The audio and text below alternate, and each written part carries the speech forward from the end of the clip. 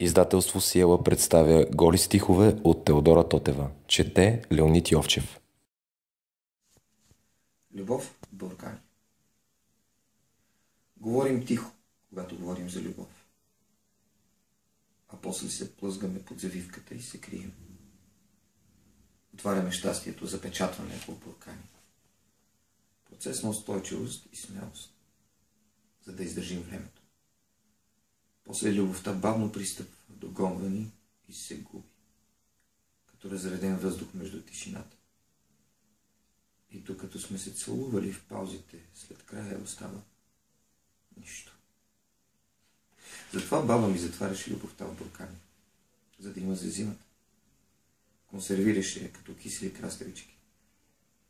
Сега разбирам защо дядо пиеше любовта с ракия.